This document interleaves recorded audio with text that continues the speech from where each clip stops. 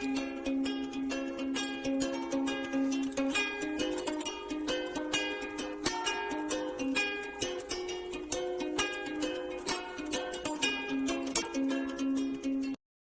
Friends, या welcome to our channel GK square, gain knowledge give knowledge.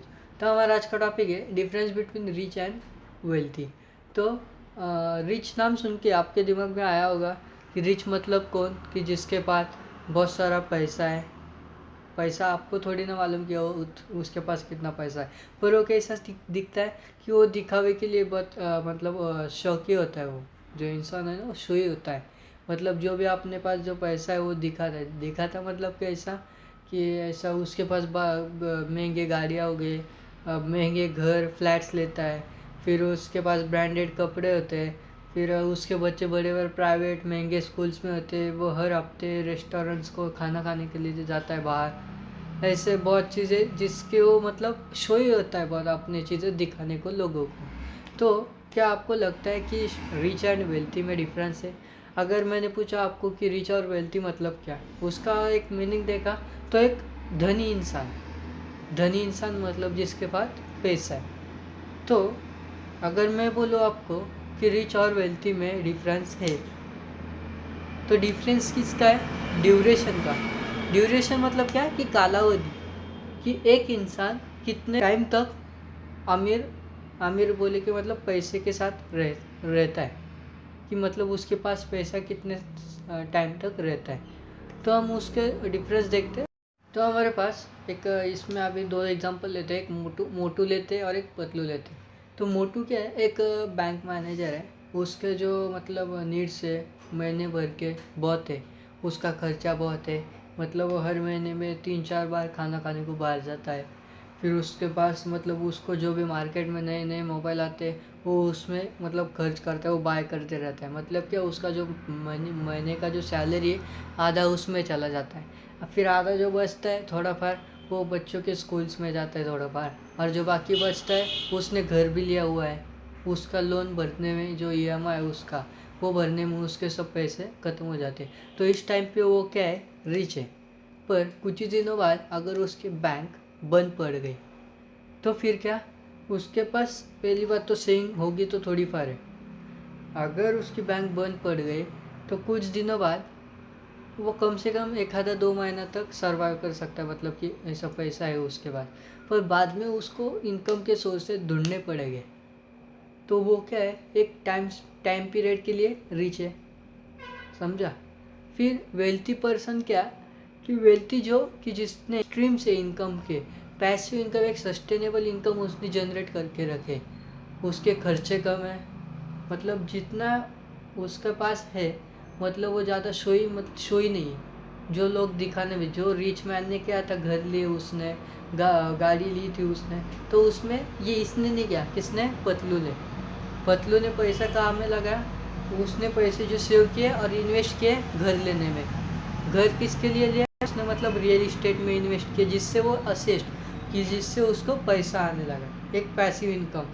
फिर उसने save किए, शेयर मार्केट ऐसे स्टॉक्स में इन्वेस्ट किए, उससे उसको पैसे आने लगे। अगर ये भी पतले बैंक में है, पर इसकी भी बैंक अगर बंद पड़ गई तो इसको कुछ करने की ज़रूरत नहीं, क्योंकि इसने उसके जो पैसिव इनकम के सोर्स है जनरेट करके रखा है ना फिर से। इसी की वजह से वेल्थी और रिच मैन में डिफरेंस ये है कि रिच पैसे के बारे में सोचता है और वेल्थी पैसे के बारे में सोचता नहीं, समझा। तो रॉबर्ट कियोसाकी ने बोला था कि rich have lots of money but wealthy doesn't worry about money.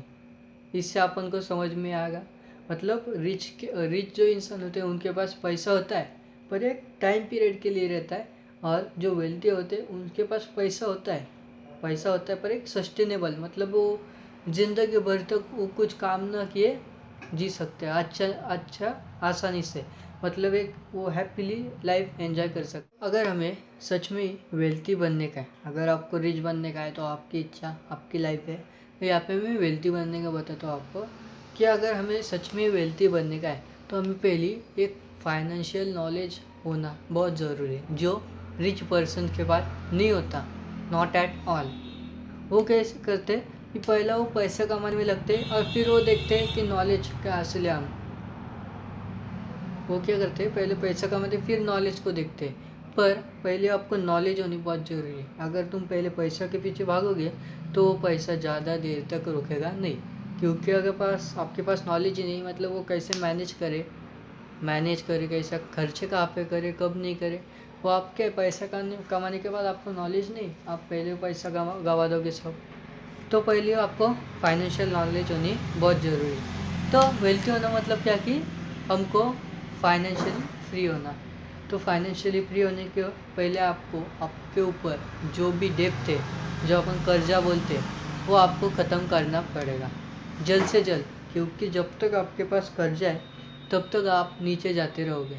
तो आपको पहला कि कर्जा जो है आपके ऊपर का कम करने का, मतलब कम मतलब पूरा वैनिश कर देने का। फिर बाद में अपन को धीरे धीरे पैसिव इनकम जोड़ना चालू करने का। पैसिव इनकम वो अपने पे डिपेंड होता है। जैसे कि किसी को मतलब इंटरेस्ट होता है कि स्टॉक्स मार्केट में, किसी को होता है रियल इस्टेट इंडस्ट्रीज़ में, किसी को बिजनेस मतलब प्लान करके रखने का। ऐसे बहुत से वो अपने पास आइडिया होते हैं पैसिव इनकम के, वो आप यूज़ कर सकते हो। तो पैसिव इनकम के लिए नॉलेज डेप्थ फ्री होने का है।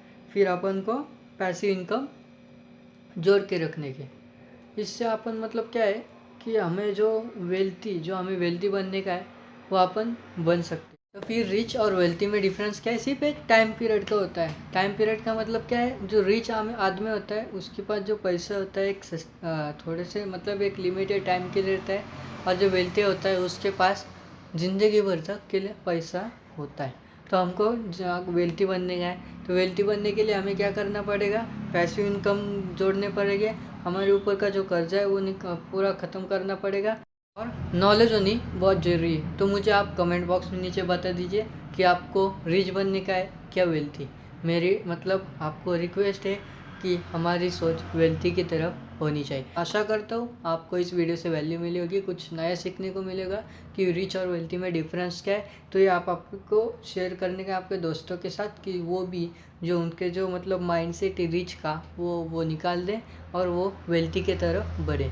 तो आपको ये इस वीडियो अच्छा लगा तो प्लीज़ लाइक कीजिए।